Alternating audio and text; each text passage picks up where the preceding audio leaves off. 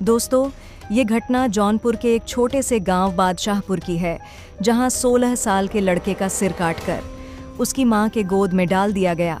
जब ये लड़का अपने घर के बाहर से जोर से चिल्लाता है तो उसकी मां दौड़ते हुए अपने बेटे की तरफ जाती है और जैसे ही घर की दहलीज को पार करती है, अचानक उसके बेटे का सिर उसके गोद में आकर गिर जाता है। जब वो अपने बेटे का सिर देखती है तो उसकी चीख निकल जाती है। चीख पुकार की आवाज पूरी गांव में फैल जाती है। न केवल गांव में बल्कि आसपास के लोगों तक फैल जाती है। माँ रो रही थी, बिलख रही थी। वो 5 बहनों का इकलौता भाई होता है। बहनें भी आ जाती हैं, वो भी रोती हैं और किसी ने इस फोटो को खींचकर सोशल मीडिया पर अपलोड कर दिया। ये खबर टीवी और अखबारों में प्रकाशित हो गई।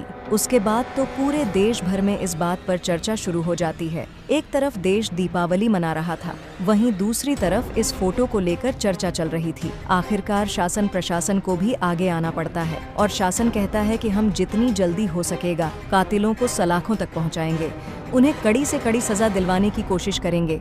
लेकिन सवाल यही उठता है कि अगर सरकार इसमें कुछ कर भी पाएगी तो क्या उस 16 साल के बेटे को वापस लेकर आ पाएगी क्या? जब कत्ल की वजह लोगों के सामने आती है तो लोग सोचने पर मजबूर हो जाते हैं।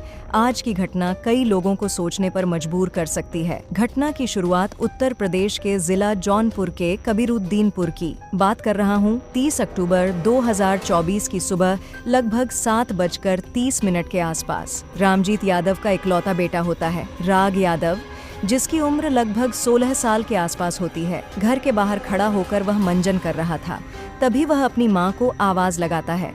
उसकी आवाज इतनी तेज थी, न केवल मां तक पहुंची बल्कि आसपास के जितने भी लोग थे उनके कानों तक पहुंच जाती है। उसकी मां दौड़ती हुई अपनी दहलीज को जैसे ही पार करती हैं तो सामने से बेटा दिखाई देता है, लेकिन बेटे की जो गर्दन होती है वो एकदम से धड़ से अलग होकर माँ की गोद में आकर गिर जाती है। माँ बहुत जोर जोर से चीखती है, चिल्लाती है, कहती है कि मेरे बेटे को मार दिया, और जो भी कह सकती थी। उस बीच में वो कह रही थी, गांव का ही एक व्यक्ति होता है जिसका नाम लालता यादव है, उसका एक बेटा होता है रमेश यादव, साथ ही एक और लड़का होता है सूरज यादव। करीब 5-7 लोग थे।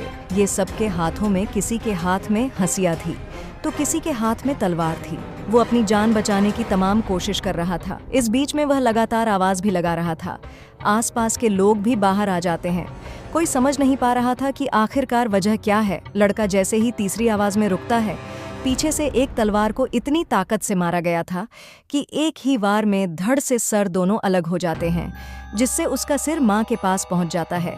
माँ का रो रो कर बुरा हाल हो जाता है। उसके बाद फिर पूरा गांव इस घटना को लेकर सड़कों पर उतर आता है।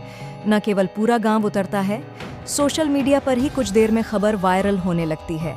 दरअसल डीएम दिनेश चंद और साथ ही एसपी अजय पाल, बादशाहपुर के तमाम आला अधिकारी मौके पर आ जाते हैं और उसके बाद फिर सैकड़ों पुलिस वाले आ जाते हैं। एक दिन पहले ही इस गांव के अंदर, दरअसल 29 अक्टूबर 2024 को, यह लड़का जिसका नाम अनुराग यादव होता है, वो अपने घर से कुछ ही दूरी पर एक छोटी सी जमीन का टुकड़ा होता है।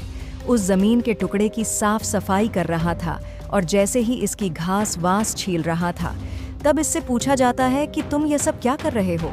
वो कहता है कि अगले दिन दीपावली का त्योहार है, इसलिए साफ सफाई कर रहा हूँ। इसी बीच में पड़ोसी थोड़े से फासले में रहते हैं। लालता, उसके परिवार के कई लोग मौके पर आ जाते हैं और उस लड़के को बहुत बुरी तरह से डराने लगते हैं। उससे तमाम तरह की गंदी संधी बातें करते हैं, गालियां देने लगते हैं। उससे कहते हैं कि तुम यहाँ से चले जाओ। जब लगातार उस लड़के को धमकाया जा रहा था, तब गांव के आसपास के लोग आते हैं और समझाते हैं कि इस तरह की बातें मत करो। अगले दिन वैसे भी त्योहार है और त्योहार पे लड़ाई झगड़ा नहीं करते हैं। अनुराग को समझाया जाता है। अनुराग जाकर अपने घर जाता है, लेकिन वह घर पर झगड़े के बारे में कुछ नहीं बताता। वहीं दूसरी तरफ लालता यादव को कुछ ऐसा लग रहा था जैसे कि उसके साथ बहुत बड़ी वारदात हो गई है। वो एक प्लानिंग करते हैं और उसके परिवार के जो भी कुछ लोग थे, हाथों में हंसिया दरात और तलवार लेकर सीधे मौके पर पहुंच जाते हैं और उस बालक की गर्दन काटकर उसकी हत्या कर देते हैं। जब हत्या करते हैं तो मामला सोशल मीडिया पर वायरल हो जाता है। हर कोई इस घटना के बारे में जानने की कोशिश कर रहा था। दरअसल ये कहानी शुरू होती है साल 1995 से रामजीत यादव और उसके 20 मीटर दूर एक लालता यादव नाम के व्यक्ति से। लालता यादव एक दबंग प्रवृत्ति का व्यक्ति है। रामजीत यादव की 5 बेटियां हैं, एक बेटा है और 1995 में ग्राम समाज की भूमि को लेकर अक्सर इनमें विवाद चलता रहता था। आखिरकार ग्राम पंचायत के कुछ सदस्य बैठते हैं। सदस्य बैठने के बाद यह तय कर लेते हैं कि तुम्हारे हिस्से में इतनी जमीन आ रही है, तुम इस जमीन पर जल्दी से अपनी दीवार वगैरह बना लो ताकि झगड़ा हमेशा के लिए खत्म हो जाए। लेकिन लालता यादव अपनी हरकतों से बाज नहीं आ रहा था। उसने हद तो तब कर दी जब उसने कहा कि मैं इस जमीन पर अपना घर बनाऊंगा, चाहे भले ही मामला कुछ भी हो जाए। फिर एक ही साल के अंदर लगभग 16 मुकदमे रामजीत यादव के परिवार पर लगा दिए जाते हैं और ये घटना होने से लगभग 10 दिन पहले ही 18वां मुकदमा भी दर्ज कर दिया गया था। रामजीत के परिवार को लगातार किसी न किसी मुकदमे में उलझाया जा रहा था, जो काफी गरीब होता है। और दूसरी तरफ लालता यादव,